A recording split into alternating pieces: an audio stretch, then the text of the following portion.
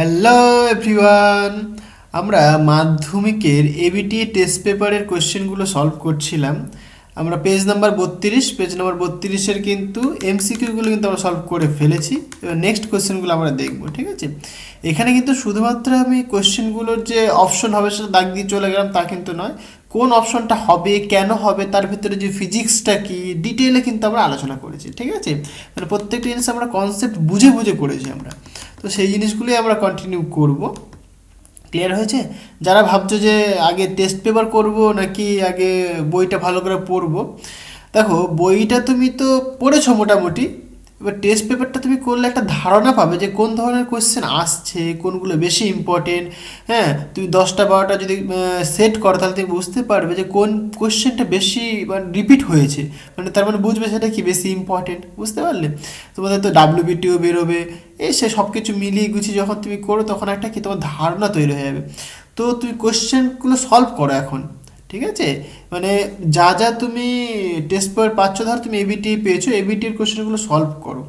হ্যাঁ, আমি এখানে যেটা করব বেসিক্যালি এবিটির কোশ্চেনগুলো সলভ করব এবং কি তার থিওরিগুলো আমি এক্সপ্লেন করব। তার ফলে কি তোমাদের সুবিধা হবে, মানে আর ওই আলাদা করে থিওরি বলতে হবে না, ঠিক আছে? এইখানে কিন্তু সমস্ত থিওরি মোটামুটি আমি এক্সপ্লেন করার চেষ্টা করব, ঠিক আছে? আচ্ছা, তো দেখো এখানে যে 21টা কোশ্চেন রয়েছে, 1 নম্বর করে মার্কস সবার। ওকে, তো স্টার্ট করা যাক। তো ফার্স্ট কোশ্চেনটা কি বলছে, বলছে বায়ুমণ্ডলের কোন স্তরে ভ্যান অ্যালেন বিকিরণ হয়, ভ্যান অ্যালেন রেডিয়েশন কোন স্তরে হয়? দেখো এই ভ্যান অ্যালেন যে রেডিয়েশনটা হয় এটা কিসের জন্য হয়? আমাদের যে সূর্য থেকে কি অনেক ধরনের পার্টিকেল আসে, ঠিক আছে? মানে যেমন চার্জড পার্টিকেলস, তো লাইট আসছে।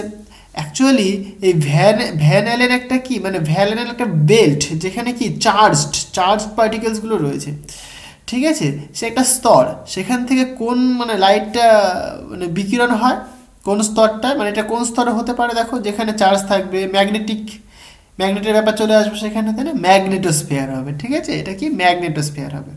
ক্লিয়ার হয়েছে? তাহলে ম্যাগনেটোস্ফিয়ার এখানে কারেক্ট অ্যান্সার। আচ্ছা, সেকেন্ড কোয়েশ্চেনটা কি বলছে, বলছে কোন ব্যাকটেরিয়ার দ্বারা প্রাণী ও উদ্ভিদের বর্জ্য পদার্থের বিয়োজন পদ্ধতির সাহায্যে বায়োগ্যাস উৎপন্ন করা হয়? তাহলে বায়োগ্যাস উৎপন্ন করবে তুমি এখানটায়, তাই না? কোন ব্যাকটেরিয়ার সাহায্যে তুমি করতে পারো? দেখো বায়োগ্যাসের মেন যে উপাদান সেটা হচ্ছে তোমার মিথেন। তো মিথেনোজেনিক যে ব্যাকটেরিয়া, সেই ব্যাকটেরিয়ার সাহায্যে কিন্তু আমরা বায়োগ্যাস উৎপন্ন করতে পারি আমরা, ঠিক আছে? তো এটা তোমাকে মাথায় রাখতে হবে, ঠিক আছে? আচ্ছা, মিথেন মানে তুই মনে রাখবে কী করে, কারণ বায়োগ্যাস বলছে, বায়োগ্যাসের মেন উপাদানই হচ্ছে কি মিথেন। তো মিথেনের নাম থেকে তুমি মনে রাখতে পারো যে মিথেনোজেনিক ব্যাকটেরিয়া। ক্লিয়ার হয়েছে? আচ্ছা, এখানে বলছে অথবার কোশ্চেন, মানে তুমি এটা করতে পারো অথবা এটা করতে পারো। বলছে তাপন মূল্যের এসআই পদ্ধতির একক কি? তাহলে তাপন মূল্য আগে বুঝতে হবে, তাপন মূল্যটা কি, তাই না? ধরো তুমি সাপোজ তোমার কাছে একটা কয়লা রয়েছে, তুমি একটা 1 কেজির কয়লা নিয়েছো, 1 কেজি একটা কয়লা নিয়েছো, ঠিক আছে? এই কয়লাটা পোড়াচ্ছ তুমি, এই কয়লাটা তুমি কী করছো? পোড়াচ্ছ তুমি। তাহলে এই কয়লাটা পোড়ানোর দরুন তোমাকে যে পরিমাণ এনার্জি দেবে সেটাই কি তার তাপন মূল্য। তাহলে তাপন মূল্য মানে কি? ধরো মানে এনার্জি পার পার ওয়েট পার মাস, তাই না? মানে এরকম বলতে পারো তুমি, মানে মানে ধরো তুমি কেজির কোনো বস্তু নিয়েছো বা কয়লা নিয়েছো, সেটাকে পোড়ালে তুমি পরিমাণ এনার্জি পেলে। তাহলে 1 কেজি যদি তুমি নাও, 1 কেজি তাহলে পোড়ালে কতখানি এনার্জি পাবে তুমি? পাবে এত, তাহলে এত পাবে তুমি, তাই না? এনার্জি পার মাস। বুঝতে পারলে কথাটা? তাহলে 1 কেজি কয়লাকে বা 1 কেজি কোনো অবজেক্টকে তুমি যদি পোড়াও, তার ফলে সে যে পরিমাণ এনার্জি তোমাকে দেবে সেটাকে বলে তার তাপন মূল্য। কথার মধ্যে দেখো সব কিছু লুকিয়ে আছে, তাপন মূল্য মানে কতখানি তুমি তাপ এনার্জি পাবে। বুঝতে পারলে? তাহলে দেখো এনার্জি পার মাস, তাহলে ইউনিটটা কেমন হওয়া দরকার? এসআই সিস্টেম বলেছে, তাহলে এনার্জির এসআই সিস্টেমে ইউনিট কী হয়? জুল হয়। জুল ডিভাইডেড বাই মাসের ইউনিট কী হয়? কেজি হয়, তাই না? Joule by KG.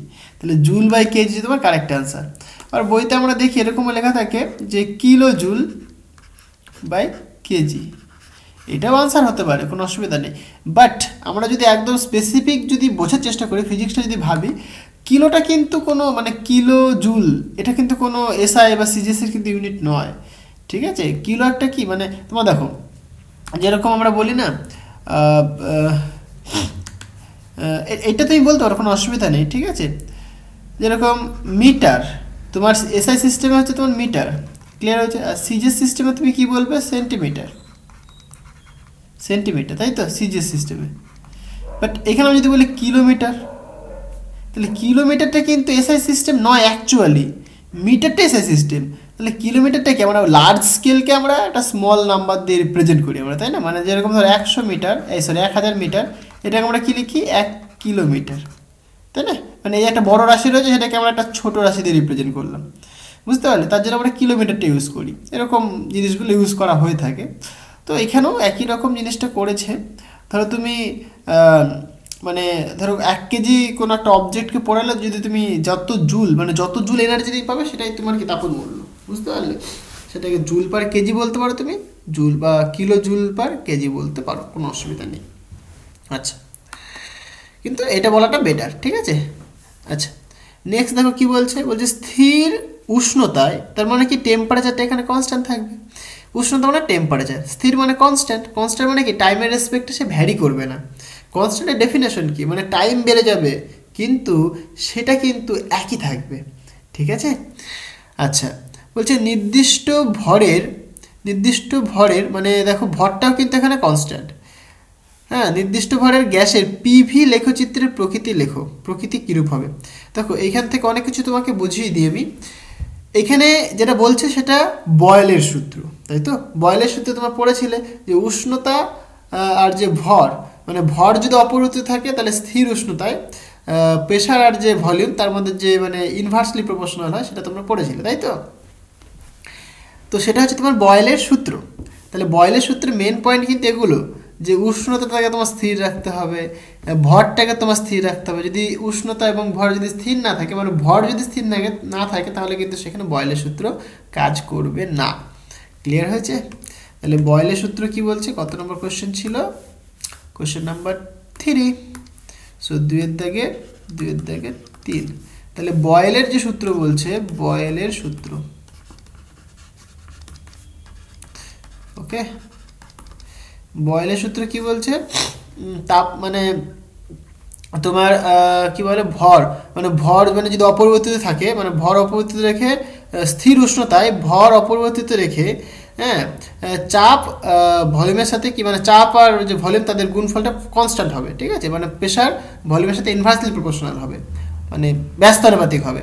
তাহলে বয়েলের সূত্রে এটা বলে P into V equal to constant, ওকে।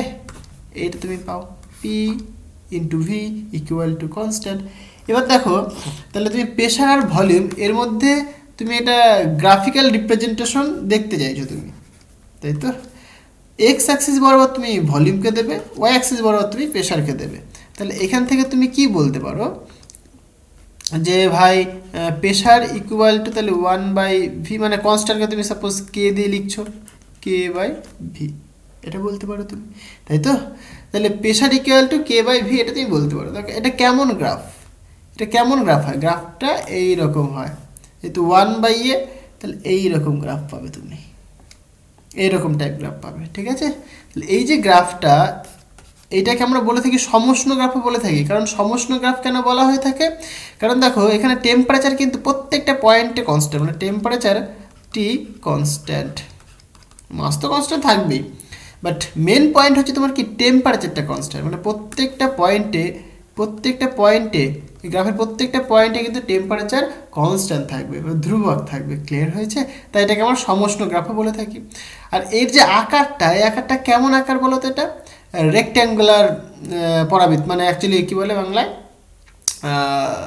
সমপরাবৃত্ত, ঠিক আছে। এটাকে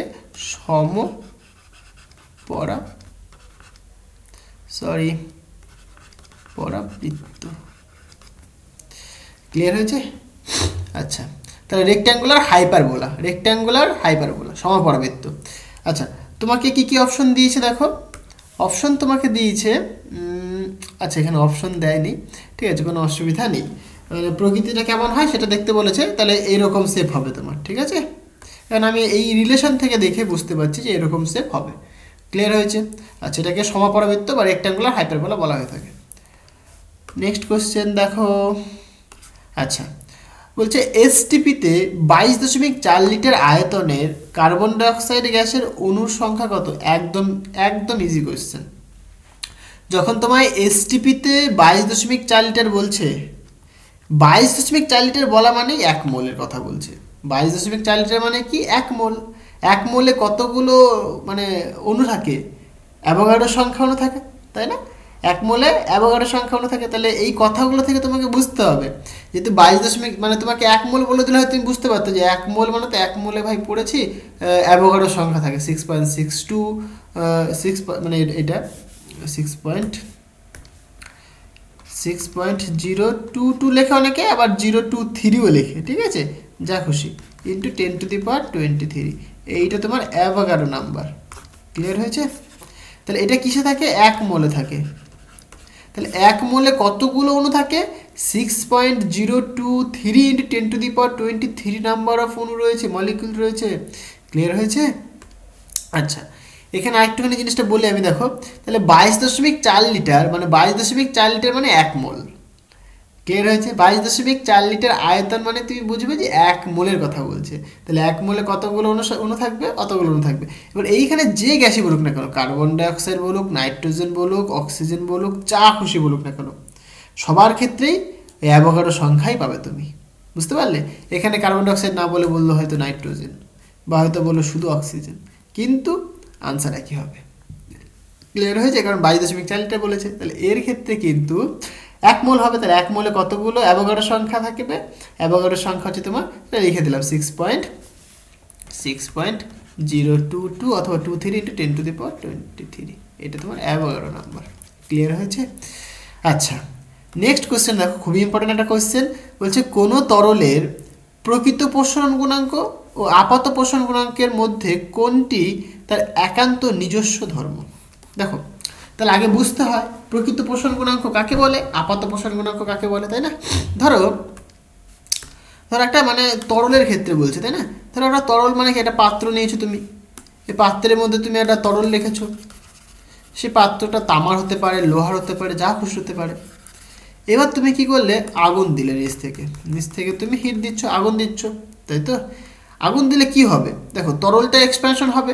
এবং এটা কি, এটা একটা ধরো তামা, সাপোজ বললাম তামার পাত্র তুমি নিয়েছো, ঠিক আছে? মানে এটা কঠিন, এটা তোমার তরল মানে জল ধরো তুমি, সাপোজ সেটা জল ধরো। তাহলে যখন তুমি বাইরে থেকে হিট দিচ্ছ, দেখো জলের তো এক্সপ্যানশন হবে, আর তামার তো পাবে এক্সপ্যানশন হবে, কারণ সেটা হিট পাচ্ছে, তাই না? তাহলে তামারও কিন্তু এক্সপ্যানশন হবে। এইবার ইন্টারেস্টিং ব্যাপার হচ্ছে এটাই, দেখো ধরো এখানে ঘটনাটা কি হয়, যেহেতু জলটা লিকুইড আর তামাটা সলিড, জলের এক্সপ্যানশন বেশি হয়, তামার এক্সপ্যানশনটা জলের তুলনায় কম হবে। তাহলে আমাদের চোখে যেটা পড়ে যে তামাটারও কিন্তু এক্সপ্যানশন হয়, সেটা আমাদের চোখে পড়ে না, তাই আমরা কি করি? সেটাকে নেগলেক্ট করে দিই, মানে উপেক্ষা করে দিই আমরা।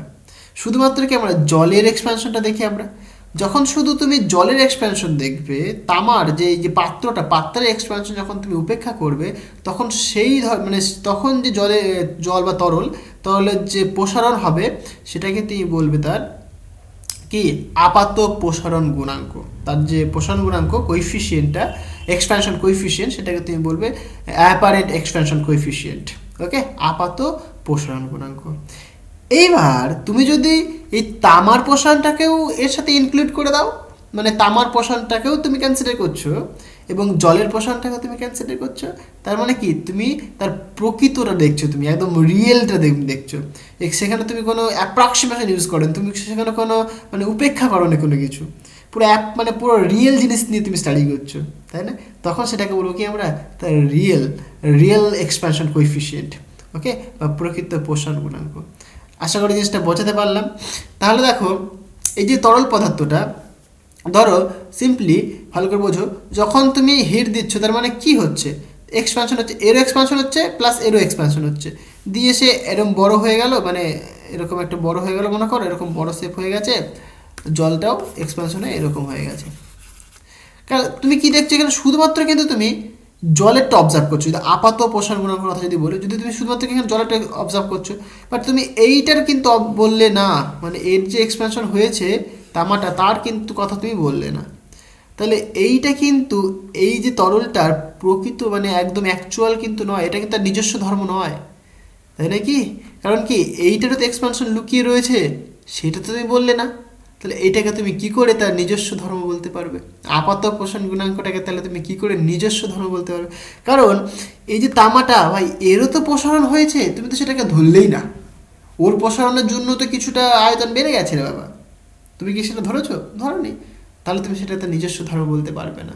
কিন্তু তুমি যদি দেখো প্রকৃত পোষণ গুণাঙ্কের কথা ভাবো, তাহলে তুমি কি বলবে? ভাই তরলের এক্সপ্যানশন হয়েছে, প্লাস যে পদার্থটার মধ্যে রয়েছে তারও এক্সপ্যানশন হয়েছে, তুমি সবগুলোকে ধরছো, তার ফলে তুমি রিয়েলটা পাচ্ছ তুমি। তাহলে ওইটাই তোমার কি, তার নিজস্ব ধর্ম। বুঝতে পারলে? তাহলে প্রকৃত পোষণ গুণাঙ্কটাই কি, তার নিজস্ব ধর্ম। আশা করি জিনিসটা বোঝাতে পারলাম। কনসেপ্টগুলোকে ক্লিয়ার করতে হবে তোমার, হ্যাঁ। আচ্ছা, এখানে কি বলছে দেখো, অথবা একটা কোশ্চেন, মানে এইটা অথবা তুমি এটা করতে পারো। বলছে লোহা ও পিতলের তৈরি, হ্যাঁ, দ্বিধাতব পাতকে বরফের মধ্যে রাখলে কোন ধাতুটি ভেতরের দিকে বেঁকে যাবে? খুবই ইন্টারেস্টিং কোয়েশ্চেন, ফিজিক্সটা বোঝা এখানে। দেখো মানে কি বলছে, এরকম ধরো এটা লোহা, এটা বা তামা, যা খুশি বলো না তুমি, এটা তামা ধরলো, এটা ধরো, এটা তুমি তামা না পিতল বলেছে, পিতল বলেছে বোধহয় না। আর সাপোজ এইটা তুমি নিচ্ছ একটা দ্বিধাতু, মানে এরকম দুজনে পরপর রয়েছে, দুজনে এরকম পরপর রয়েছে, হলো, দুজনে তুমি পরপর করে দিয়েছো। আচ্ছা, কি কি বলেছে একবার দেখে নি, কোথায় গেল? এই যে লোহার পিতল, লোহার পিতল, সাপোজ এটাকে তুমি বলছো পিতল, নিচেও নিতে পারো, কোনো অসুবিধা নেই। এটাকে তুমি বলছো লোহা, যে কোনো জায়গায় তুমি না, কোনো অসুবিধা নেই। তুমি এটাকেও পিতল বলতে পারো, এটাকেও তুমি লোহা বলতে পারো, অসুবিধা কিছু নেই। ফিজিক্সটা কি, ফিজিক্সটা তোমাকে বুঝতে হবে। দেখো এখানে বলছে কিন্তু বরফে নিয়ে গেছে, মানে বরফের দেশে তুমি নিয়ে গেছো।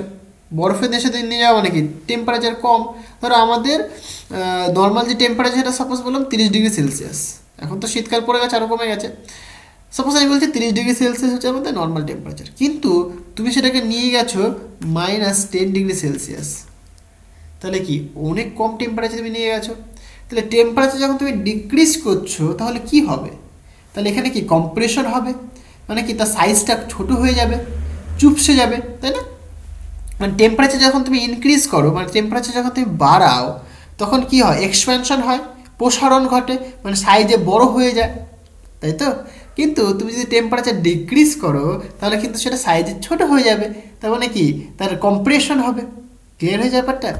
আচ্ছা, এইবার ইন্টারেস্টিং পয়েন্ট হচ্ছে তোমার, দেখো এই যে পিতল এবং যে লোহা, পিতল আর যে লোহা, এদের কিন্তু দৈর্ঘ্য প্রসারণ, মানে যেহেতু দুজনাই সলিড, তার মানে কি দুজনের ক্ষেত্রে কি আয়তন, ক্ষেত্র এবং দৈর্ঘ্য, এই তিনটেই প্রসারণ গুণাঙ্ক পাবে তুমি। ওকে, এবার যেটা দেখা যায় পিতলের ক্ষেত্রে দৈর্ঘ্য প্রসারণ গুণাঙ্ক বা আয়তন প্রসারণ গুণাঙ্ক বা ক্ষেত্র প্রসারণ গুণাঙ্ক লোহার থেকে বেশি। তাহলে এটার ক্ষেত্রে সাপোজ এটা পি দিলাম, এটাকে লোহা এল, বা ঠিক আছে আয়রন আই করে দিলাম, যা খুশি। কিন্তু যেটা বলবো তুমি, alpha P is greater than suppose alpha I, আলফাটা দৈর্ঘ্য প্রসারণ গুণাঙ্কের কথা বলছে। ওকে, কথাটা বোঝো ভালো করে। তাহলে পিতলের ক্ষেত্রে কিন্তু দৈর্ঘ্য প্রসারণ গুণাঙ্ক বেশি। তার মানে কি? তার মানে ধরো তুমি একই সাইজের, একই ভরের, হ্যাঁ, একই দৈর্ঘ্যের তুমি লোহা এবং পিতল নিয়েছো তুমি, কথাটা বোঝো। এই যে আমি জিনিসটা লিখলাম, তার মানে কি, এবার তুমি দুজনকেই একই টেম্পারেচার ইনক্রিজ করাচ্ছ। সাপোজ নর্মাল টেম্পারেচার ছিল আমাদের এনভায়রনমেন্টের টেম্পারেচার সাপোজ 30°, এবার তুমি ইনক্রিজ করালে টেম্পারেচার কত, 60°। তার ফলে যেটা দেখা যাবে, পিতল আর লোহার মধ্যে পিতলটার কিন্তু এক্সপ্যানশন লোহার থেকে বেশি হবে, কারণ তার এক্সপ্যানশন কোএফিসিয়েন্ট বেশি। এটার মানে এটাই বোঝায়, বুঝতে পারলে? তার মানে কি, পিতলটার কিন্তু সাইজের আকারটা বেশি হবে লোহার থেকে। দুজনের সাইজ সেম, মাস সব কিছু সেম, বাট পিতল এবং লোহার মধ্যে পিতলের ক্ষেত্রে কিন্তু দৈর্ঘ্য প্রসারণ গুণাঙ্ক বেশি। ক্লিয়ার হয়েছে? তার ফলে কি, তার প্রসারণটা বেশি হবে। ক্লিয়ার হয়েছে? যদি তার প্রসারণ বেশি হয়, তাহলে কি হতো ঘটনাটা দেখো, ঘটনাটা তাহলে কী হতো, যেহেতু এই যে পিতল তার পোষণ বেশি হবে, তাহলে পোষণ বেশি হবে মানে কি, আর নিচেরটাতে পোষণ কম হবে, তাহলে এ তো বেশি পাকতে পারবে না। এ তো মানে বেসিক্যালি কী হচ্ছে দেখো, এটা কি, এটা তো বেশি এক্সপানশন হচ্ছে না, কম এক্সপানশন হচ্ছে, তাহলে ছোট থাকবে, কম ছোট থাকলো। কিন্তু এর তো বড় হবে, এরকম বড় হবে, আমি ছবিতে দেখাই, এরকম বড় হবে, ধরো এতখানি হয়েছে পিতলেরটা। এবার ঘটনা হচ্ছে কি, তাদের কিন্তু দেখো অ্যাটাচ করে রাখা আছে, তাহলে এরকম ছুটে কিন্তু যেতে পারবে না। তাহলে ঘটনাটা কেমন হবে, এইরকম হবে, তারা হবে না, ঘটনাটা ঠিক এরকম হবে। তাহলে পিতলটা হয়তো এরকম বেশি বেঁকে গেছে, আর লোহাটা কিন্তু কম বেঁকেছে, দেখো মানে দৈর্ঘ্যটা কম আর কি, এক্সপ্যানশন কম, বুঝতে পারলে? তাহলে পিতলটা এরকম হবে, তাহলে পিতলটা বাইরের দিকে থাকবে, যদি যার এক্সপ্যানশন বেশি হবে সে কি বাইরের দিকে থাকবে, বাইরের দিকে থাকলে কি তার এক্সপ্যানশনটা বেশি হবে না, বেশি বোঝা যাচ্ছে এটা, তাই না? আর লোহারটা দেখো ভেতরের দিকে রয়েছে, মানে কি কম দৈর্ঘ্য, বোঝাই যাচ্ছে। কথাটা কি বোঝাতে পারলাম? জিনিসটা ক্লিয়ার হয়েছে?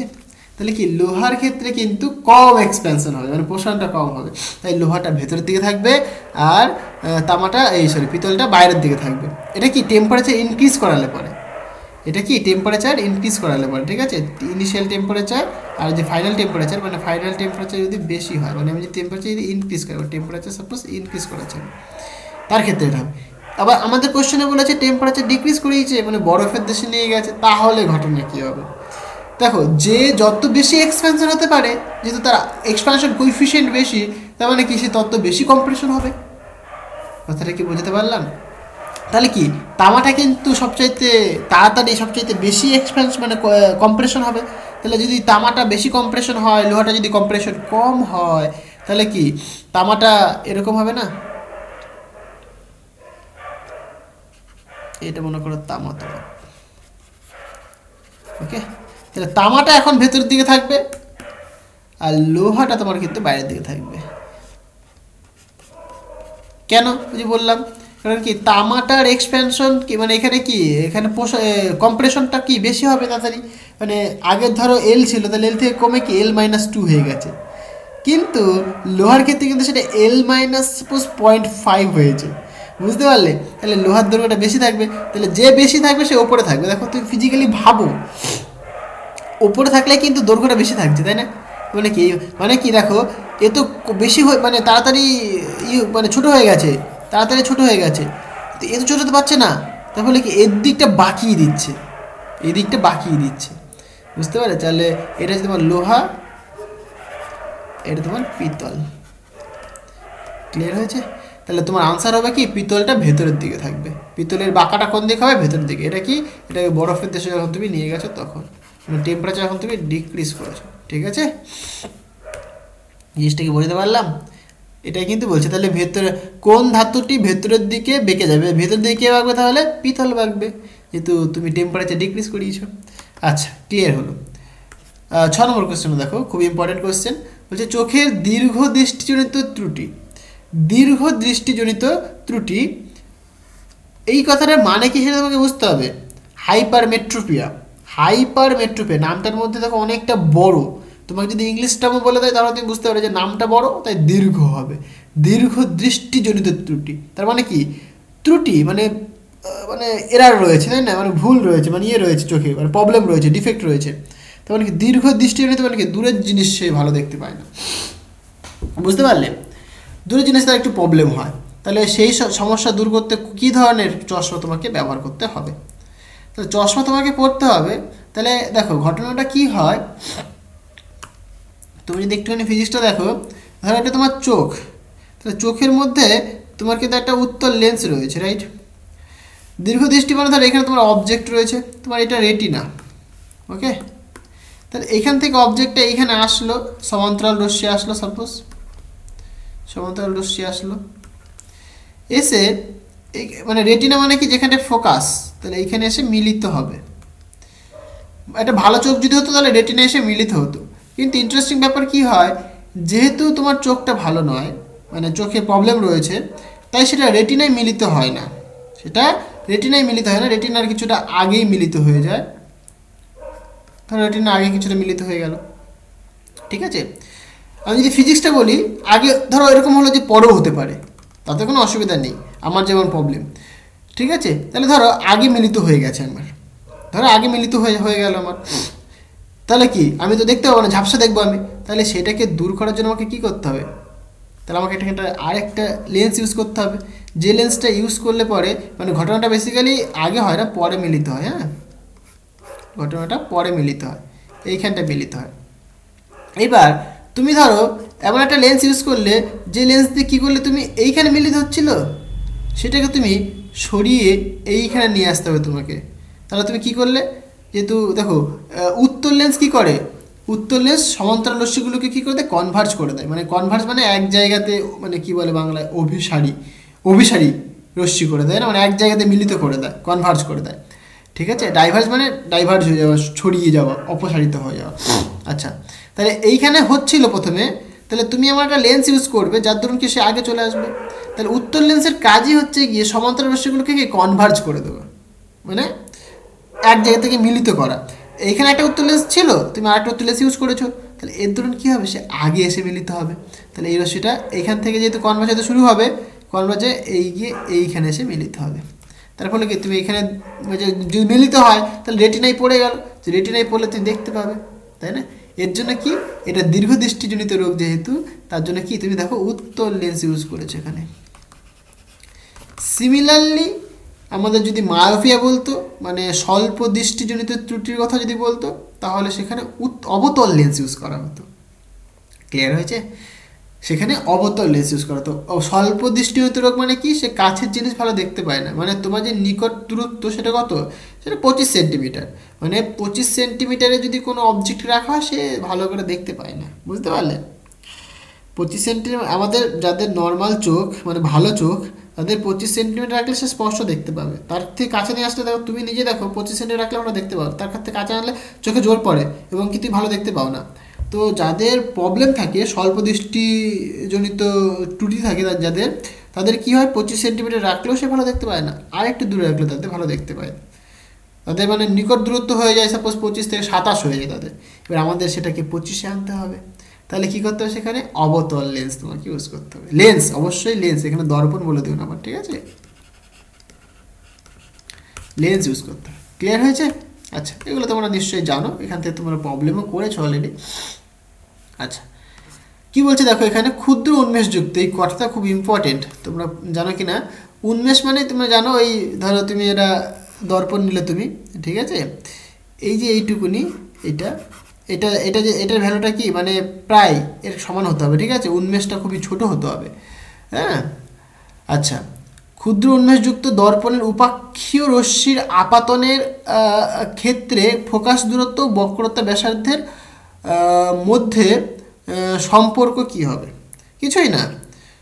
তাহলে বক্রতা ব্যাসার্ধ আর হচ্ছে তোমার রেডিয়াস অফ কার্ভেচার আর তোমার ফোকাসের মধ্যে রিলেশন তো জানো তোমরা, আর ইজিক্যাল টু 2 × f বা f ইজিক্যাল টু r/2, এটাই রিলেশন, তাই না। আচ্ছা, আর হচ্ছে তোমার বক্রতা ব্যাসার্ধ বা রেডিয়াস অফ কার্ভেচার, আর এফ হচ্ছে তোমার ফোকাস দূরত্ব। ওকে, আচ্ছা, এখানে কি বলছে নেক্সট কোশ্চেনটা, বিওটি, বোর্ড অফ ট্রেড, ঠিক আছে। তাহলে এর এককের সংজ্ঞা লেখো। দেখো কিছুই না, বিওটি বা আমরা এটাকে অনেক নামে চিনি, বিওটি বলা হয়, ইউনিট বলা হয়, মানে আবার বলা হয় কিলোওয়াট আওয়ার।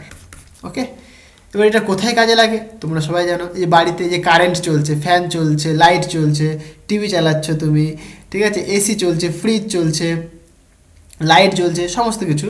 তারপরে একটা কারেন্টের বিল আসে, মাসের পরে দেখে একটা বিল চলে আসলো, বললো যে ভাই তোমার কত ইউনিট বিল উঠেছে, নাকি বিল উঠেছে, বললো যে সাপোজ 40 ইউনিট বিল উঠেছে, 40 ইউনিট বিল উঠেছে। এই 40 ইউনিট বিল উঠেছে, আমাদের হয়তো বিলের দাম হয়তো জানি না কত, গভর্নমেন্টে চলছে বোধহয় 7 নাকি 8 টাকা, যাই হোক হবে একটা। তো কোশ্চেন তোমাকে বলে দেবে যে 1 ইউনিটের দাম এত টাকা, সেই অনুসারে তোমরা প্রবলেম সলভ করবে। আচ্ছা, ধর বাড়িতে তোমার চলে আসলে বিল উঠেছে, বিল এই যে 40 ইউনিট, এই যে ইউনিটের কথা বললো না, এই ইউনিটটাই তোমার কি বিওটি, বুঝতে পারলে। আমরা সেটাকে ইউনিট এককেও বলে থাকি বা কিলোওয়াট আওয়ারও বলে থাকি। তাহলে কাকে বলে, তাহলে কিলোওয়াট আওয়ার বা বিওটি বা ইউনিট জিনিসটা কি দেখো, তার মানে ধরো একটা যন্ত্র তুমি নিয়েছো, এসি হোক, ফ্রিজ হোক, লাইট হোক, যাই হোক না কেন, ধরো ডেফিনেশনটা এইভাবে তৈরি করা হচ্ছে যে 1 কিলোওয়াটের কোনো যন্ত্র, 1 কিলোওয়াটের কোনো যন্ত্র যদি মানে 1 ঘন্টা চলে, মানে 1 ঘন্টা চলার ফলে যে পরিমাণ তড়িৎ শক্তি ব্যয় করবে, কি বললাম, 1 কিলোওয়াটের কোনো যন্ত্র 1 ঘন্টা চললে যে পরিমাণ তড়িৎ শক্তি ব্যয় করে সেটাকে বলে 1 বিওটি। বুঝতে পারলে? এখান থেকে অনেক এক্সাম্পল তোমরা পড়বে, এবং বিওটির যে ম্যাথমেটিক্যাল ফর্ম সেটা এরকম হয়, BOT equal to watt into hour divided by 1000, watt into hour divided by 1000। ঠিক আছে? এই যে ওয়াট, এটা কিন্তু একটা নাম্বার তুমি দেবে, আওয়ার এইচ লিখেছি, এটা কিন্তু একটা নাম্বার, হ্যাঁ, এটা কিন্তু নাম্বার। ধরো তোমার বাড়িতে যন্ত্র নিয়েছো, তুমি একটা বাল্ব জ্বালাচ্ছো তুমি, ঠিক আছে, বাল্ব মনে করো 6 ঘন্টা তুমি জ্বালিয়েছো, বাল্বটা মনে করো 100 ওয়াটের বাল্ব, তুমি 6 ঘন্টা জ্বালিয়েছো, তাহলে কতখানি বিল উঠবে তুমি এখানে ক্যালকুলেট করতে পারবে। বুঝতে পারলে কথাটা? তাহলে যেরকম এরকম বলবে তুমি বিওটি ইকুয়াল টু কত, দেখো 100 ওয়াট, 100 ইন্টু 6 ডিভাইডেড বাই 1000, তাহলে দুটো শূন্য কাটলো, তাহলে 0.6, তাহলে 0.6 ইউনিট বিল তোমার উঠেছে। বুঝতে পারলে? 0.6 ইউনিট তোমার বিল উঠেছে। এখানে বলতেই পারো যে 1000 কেন ভাগ করে, কিলোওয়াট মানে তো সেটাকে ওয়াট নিতে গেলে পরে ভাই 1000 ইন্টু ওয়াট করা দরকার ছিল, সেরকম কিন্তু ব্যাপারটা নয়। এখানে এটাকে ওয়াট ভেবো না, এটা নাম্বার, এটা একটা, এই যে ওয়াট এবং আওয়ার এটাকে একটা নাম্বার। ঠিক আছে? যেরকম ধরো তোমাকে একটা বুঝিয়ে দিই আমি, ধরো তোমরা যেসব যন্ত্র বাড়িতে চালাও ম্যাক্সিমাম কি, যেরকম একটা বাল্ব জ্বালাচ্ছ, একটা পাখা চালাচ্ছ, যে বাল্ব বা পাখা তাদের কি কিলোওয়াটে থাকে না, তাদের সব কিন্তু ওয়াটে থাকে। তাহলে তুমি একটা কাজ করো, ওয়াটকে তুমি কিলোওয়াটে নিয়ে আসবে, তবেই তো তুমি বিওটি পাবে। একটা বাল্ব তুমি নিয়েছো, সেই বাল্বটা ওয়াটে পাও তুমি, যে 40 ওয়াট, 50 ওয়াট বা 10 ওয়াট বা 100 ওয়াট, সেটা কিন্তু কিলোওয়াটে থাকে না। বাট বিওটির যে ডেফিনেশন সেটা কি বলছে, 1 কিলোওয়াটের কোনো যন্ত্র 1 ঘন্টা চলে যে পরিমাণ তড়িৎ শক্তি ব্যয় করে। কথাটা বুঝতে পারছো? কিন্তু তোমার তো বাল্ব হয়, বাল্বটা 10 ওয়াটের বাল্ব, তাহলে তুমি বলতে পারো না সেখানে ডেফিনেশনটা যে হ্যাঁ 10 ওয়াটের বাল্ব 1 ঘন্টা চলেছে, এই পরিমাণ তড়িৎ শক্তি ব্যয় করেছে, এটাকে আমরা 1 বিওটি বলবো না, ডেফিনেশন হচ্ছে না। তাহলে কারণ 1 কিলোওয়াট আনতে হবে তোমাকে, তাহলে ওয়াটকে তুমি কিলোওয়াটে নিয়ে আসো, তাহলে ওয়াটকে কিলোওয়াটে আনতে গেলে কী করবে, তুমি 1000 দিয়ে ভাগ করবে। বুঝতে পারলে? মানে এইটুকুনি তুমি কিলোওয়াট বলবে তুমি এটাকে তখন। বুঝতে পারলে তো কথাটা? মানে তোমাকে কিলোওয়াটের ডেফিনেশন থেকে আসতে হবে, মানে এটা একটা নাম্বার এটা, হ্যাঁ, এগুলো যখন থিওরি যখন পড়ো না আরও ভালো করে বোঝানো যায়। ঠিক আছে? মানে জাস্ট এগুলো নাম্বার, এটা ক্লিয়ার হয়েছে? তাহলে এটা তুমি পাবে, তুমি মানে এই নাম্বারটা, যে ধরো নাম্বার ডিভাইডেড বাই 1000, এটা করলে তুমি কি এইটুকুনি মিলে তুমি কিলোওয়াট বলতে পারো, যে তার মানে কি, যেহেতু তোমার যন্ত্রগুলো সবই ওয়াটে থাকে, কিলোওয়াটে থাকে না, তাই তুমি সবগুলোকে কি কিলোওয়াটের দিকে আনার চেষ্টা করবে, ডেফিনেশনের দিকে আনার চেষ্টা করবে। তার জন্য আমরা এইভাবে লিখে থাকি। বুঝতে পারলে? আচ্ছা, ওয়াটকে 1000 দিয়ে ভাগ করলে তুমি সেটা পাবে। আচ্ছা, মানে এই ডাব্লুটা তোমার এখানে নাম্বার, এটা কিন্তু ইউনিট নয়। হ্যাঁ, ওকে, নেক্সট কোশ্চেন দেখো, বলছে এসআই এককে আধানের একক কি? বলো, আধানের একক কি? আধান মানে চার্জ, তাই না? চার্জ মানে কিউ দিয়ে রেখে তুমি কি, এসআই এককে কুলম্ব, সিজিএস এককে তুমি স্ট্যাট কুলম্ব বলে থাকো। ওকে, আচ্ছা, বলছে বর্তমানে আন্তর্জাতিক পদ্ধতি অনুযায়ী আর্থ তারের বর্ণ কী হয়? বর্ণ মানে কালার, আর্থিং তার। দেখো, আর্থিং তারের সাথে একটা নাম তুমি বুঝতে পারবে, আর্থিং, তাই না? আর্থিং মানে কি, আর্থ থেকে আসছে, মানে আর্থের সাথে কানেক্টেড। মানে আমাদের যে আর্থে যদি ভালো করে আমরা দেখি, সবুজ গাছগাছালি কি সবই সবুজ প্রায়, তাই না? আমি মানে সবুজ দেখি, তাই না? আমরা সবুজ আমাদের খুব ভালো লাগে আর কি, সবুজ কালার চোখের জন্য খুবই ভালো। তো আমাদের যে আর্থ, সে তার কালারটা আমরা অ্যাপ্রক্সিমেট বলতে পারি কি, যদি মানে স্থলভাগের কালারটা সেটা কেউ ওপর থেকে দেখলে সবুজই মনে হবে, তাই আর্থিং তারের যে কালারটা সেটা কিন্তু সবুজই বলা হয়ে থাকে। ওকে, এটা মানে পুরনো নিয়ম অনুসারে সবুজ, আধুনিক নিয়ম অনুসারে সবুজ, আবার আধুনিক নিয়ম অনুসারে অনেক সময় আমরা হলুদও বলে থাকি,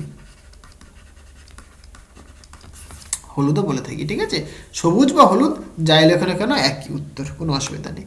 আচ্ছা, সবগুলোই বলে দিই তাহলে। যেরকম ধরো তোমার লাইফ তার, লাইফ, লাইফ এল, এল কি হয়? লাল, ওকে, এল দিয়ে ল, লাল। আর নিউট্রাল তার এন, এন ফর নীল, নিউট্রাল নীল। ক্লিয়ার হয়েছে? আচ্ছা, তাহলে লাইফ তার লাল হয়, নিউট্রাল তার নীল হয়, আর্থিং তার সবুজ হয়। আশা করি চেষ্টা বলতে পারলাম। ওকে, নেক্সট কোয়েশ্চেন দেখো, 10 নম্বর বলছে কোন ধরনের নিউক্লিয় বিক্রিয়া সূর্যের শক্তির উৎস? আচ্ছা আচ্ছা, সূর্যের মধ্যে কোন ধরনের বিক্রিয়া হয়? নিউক্লিয় সংযোজন হয়। সংযোজন খুবই খুবই পাওয়ারফুল একটা রিয়াকশন, ঠিক আছে? খুবই পাওয়ারফুল রিয়াকশন। সেখানে কি মানে হাইড্রোজেন হাইড্রোজেন যুক্ত হয়ে হিলিয়াম উৎপন্ন করে, হিলিয়াম হাইড্রোজেন যুক্ত হয়, মানে হাইড্রোজেন জয়টন উৎপন্ন করে। এইভাবে কিন্তু নিউক্লিয় সংযোজন অনবরত চলেই যাচ্ছে, চলে যাচ্ছে, চলে যাচ্ছে। বুঝতে পারলে? সো নিউক্লিয় সংযোজন, ঠিক আছে? আচ্ছা, নিউক্লিয়ার ফিউশন বলা হয় থাকে। হ্যাঁ, একটা ফিশন হয়, একটা ফিউশন হয় একটা, ঠিক আছে? আচ্ছা, তাই নিউক্লিয়ার সংযোজন হবে এখানে। আর যেরকম ধরো অ্যাটমিক বোমা বানিয়েছিল, সেটা কি নিউক্লিয়ার বিয়োজন হয়, সেটা মানে ভেঙে যায়, মানে বড় নিউক্লিয়াস মানে সেটা কি ভেঙে যাচ্ছে। বুঝতে পারলে?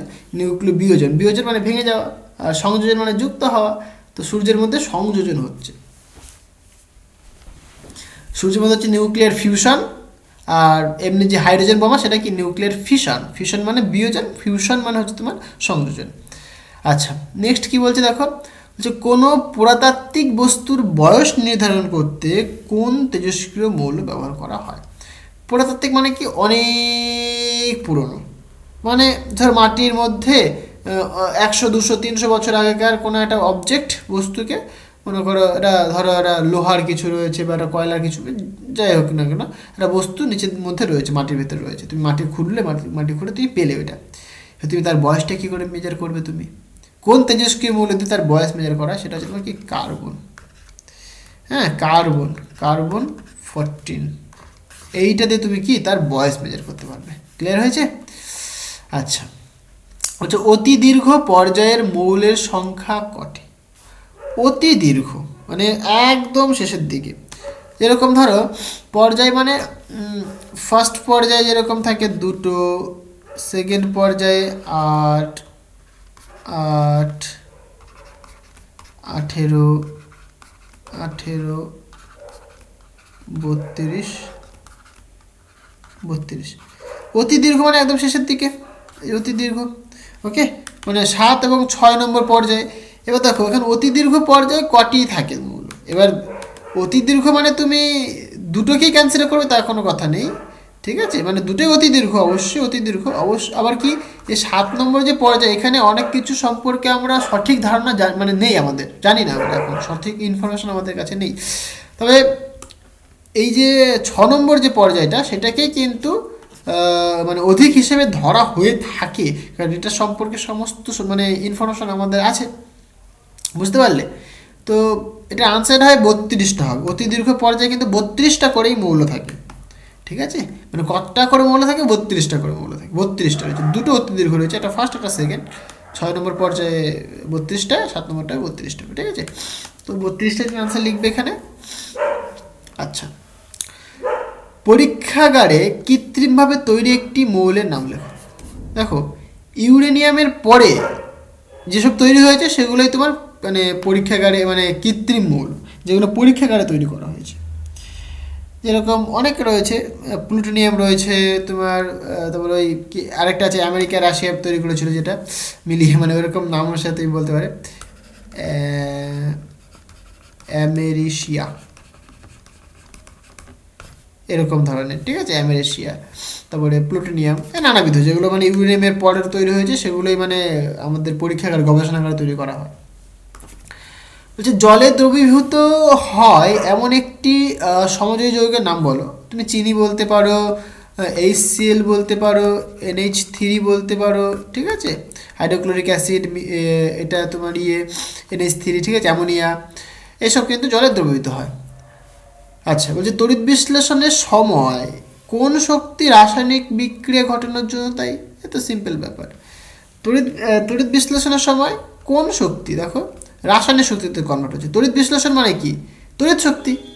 কোন শক্তি আসছে? রাসায়নিক শক্তিতে আসছে। তাহলে তড়িৎ শক্তি রাসায়নিক শক্তিতে কনভার্ট হচ্ছে, তড়িৎ শক্তি রাসায়নিক শক্তিতে হবে, তাহলে উত্তরটা হবে তড়িৎ শক্তি।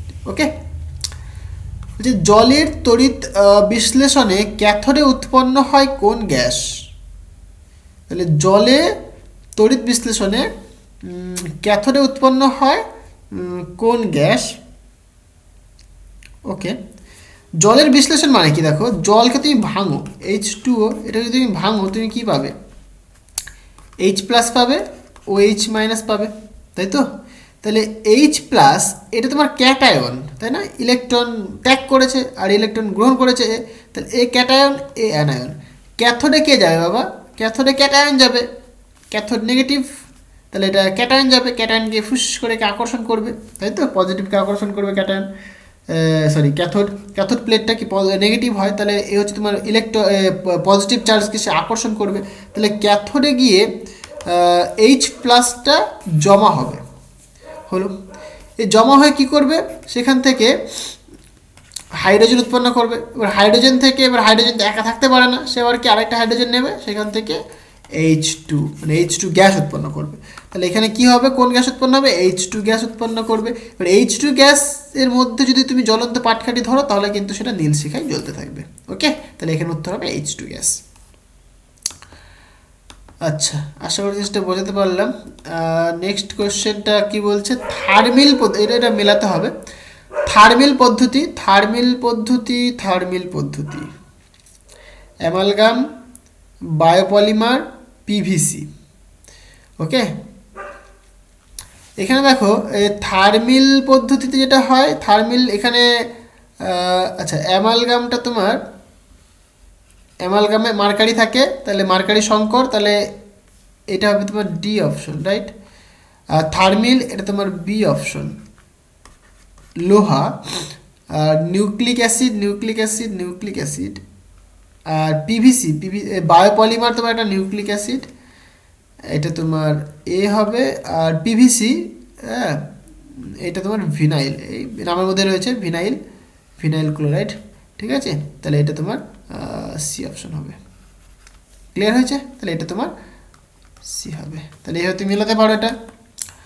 আচ্ছা, নেক্সট কোশ্চেনে কি বলছে দেখো, নাইট্রোলিম কি? আচ্ছা, তাহলে এটা তোমাকে একটুখানি বুঝতে হবে, এটা কিন্তু খুবই একটা ইম্পর্টেন্ট কোশ্চেন। তো নাইট্রোলিনটা কি সেটা তো কিন্তু তোমাকে ভালো করে বুঝতে হবে। আচ্ছা, তাহলে পরে এখানে যেটা হয় দেখো, নাইট্রোলিমটা খুবই ইম্পর্টেন্ট। ধরো ক্যালসিয়াম কার্বাইড রয়েছে তোমার কাছে, CaCO2, এর সাথে যখন তুমি নাইট্রোজেন গ্যাসের যখন তুমি রিয়াকশন ঘটাও তখন সে উৎপন্ন করে দেখো CaNCN, এই যে এইটাকে বলা হচ্ছে নাইট্রোলিম। এটা একটা নাইট্রোজেন ঘটিত জৈব সার, যেটা কিন্তু আমাদের যে মানে চাষবাস করা যে মাঠে কিন্তু এই সারও কিন্তু ব্যবহার করা হয়ে থাকে। যেরকম ধরো তুমি ইউরিয়া সারও ব্যবহার করা হয়ে থাকে, ঠিক আছে? তো এই সার কিন্তু ব্যবহার করা হয়ে থাকে। তাহলে এটা হচ্ছে তোমার কি নাইট্রোলিম। এটা দেখো এখানে যদি আমি ব্যালেন্স করি তাহলে একটা ক্যালসিয়াম রয়েছে, দুটো কার্বন রয়েছে, বাট এখানে আমি একটা কার্বন লিখেছি, দুটো নাইট্রোজেন, ঠিক আছে? তাহলে এখানে একটা তুমি কার্বন যুক্ত করে দাও, তাহলে এইটাই তোমার কিন্তু নাইট্রোলিম। ওকে, জৈব ঘটিত সার। এখানে আর একটা ইন্টারেস্টিং পয়েন্ট যেটা মনে রাখবে, ধরো এই সার তুমি দিলে, এবার কি হলো, বৃষ্টি নামলো, মানে এর সাথে কিন্তু তুমি কি করলে, জল যুক্ত করলে। এর সাথে তুমি জল যুক্ত করো তাহলে সেখানে উৎপন্ন করে NH3, অ্যামোনিয়া। তাহলে কিন্তু তুমি সেখানে অ্যামোনিয়ার গন্ধ হয়, বিড়ালের মুতের গন্ধ পাবে তুমি, ঠিক আছে? মুতের গন্ধ পাবে তুমি, অ্যাকচুয়ালি অ্যামোনিয়া ওইরকম টাইপের গন্ধ হয়। ক্লিয়ার হয়েছে? আচ্ছা, হলো জিনিসটা। আচ্ছা, এইখানটা কিন্তু আমি লিখেছি অ্যামেরিশিয়া, এটা অ্যামেরিশিয়াম হবে, হ্যাঁ, এটা একটু ঠিক করে দেবে, অ্যামেরিশিয়াম হবে এটা, মানে ইউরেনিয়ামের পরের যে মৌলগুলো রয়েছে সেগুলোই। আচ্ছা, এটা হয়ে গেল। নেক্সট কোশ্চেন দেখো, বলছে একটি আম্লিক গ্যাসের নাম লেখো। আম্লিক গ্যাস HCl লিখে দাও, কোনো অসুবিধা নেই। আচ্ছা, বলছে শৌচাগারে প্রায়শই কোন গ্যাসের গন্ধ পাওয়া যায়? খুব ইন্টারেস্টিং কোশ্চেন। তাহলে তুমি শৌচাগারে কোন গ্যাসের গন্ধ পাও?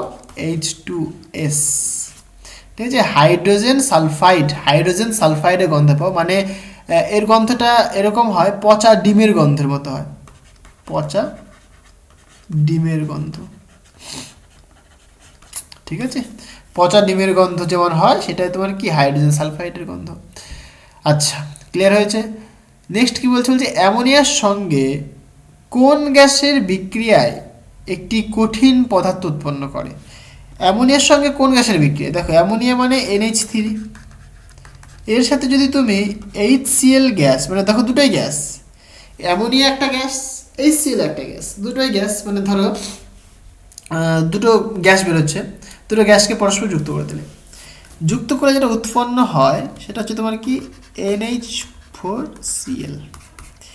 এই যে এইটা মানে এটা কিন্তু হয়তো তুমি বলবে যে বিশাল বড় কি কঠিন পদার্থ উৎপন্ন করেছে, না, বিশাল বড় কঠিন পদার্থ উৎপন্ন করে না, টাইনি কঠিন পদার্থ উৎপন্ন, মানে ছোটো ছোটো ছোটো ছোটো কণা, কঠিন পদার্থের কণা উৎপন্ন করে। ঠিক আছে, অ্যামোনিয়াম ক্লোরাইড।